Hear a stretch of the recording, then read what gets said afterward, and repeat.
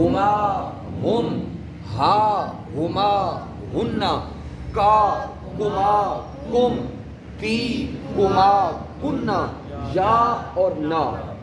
اب اس کو یاد کرنے کا طریقہ میں نے ایک محبتاً عرض کیا تھا، اگر ہمیں اپنے ذاتی اشاروں پر عبور آ جائے تو ساتھ ساتھ ترجمہ کلیئر ہو جاتا ہے۔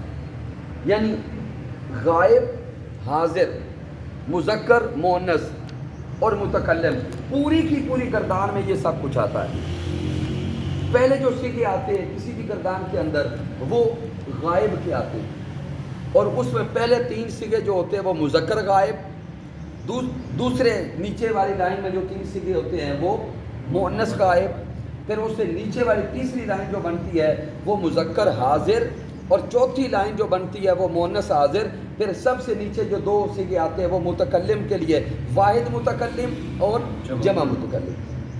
جب یہ نقشہ ہمارے ذہن میں آ گیا تو اب ایک کنسیپچول سٹڈی کرنے کے لیے اور ترجمہ کو اپنے ذہن میں واضح انداز سے بٹھانے کے لیے یوں تصور میں لائیں کہ دایاں ہاتھ ہم استعمال کریں گے مذکر کے لیے، اور بایاں ہاتھ استعمال کریں گے مؤنث کے لیے۔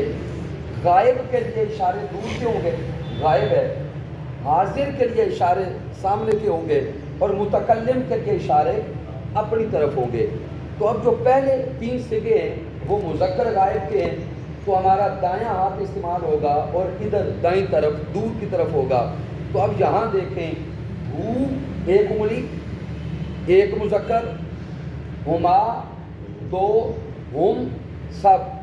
اسی طرح جب مؤنث کی طرف آئیں گے تو ہا ہما ہننا، حاضر کی طرف آئیں کا کما کم، کی کما کننا، یا نا۔ تو اب اس انداز سے پوری کی پوری گردان بھی یاد ہو گئی، اور صرف گردان یاد نہیں ہوئی، صرف رٹا نہیں لگا، ایک ایک کلمہ کا ترجمہ بھی ہمارے ذہن میں کاملاً بیٹھ گیا اور مکمل آ گیا۔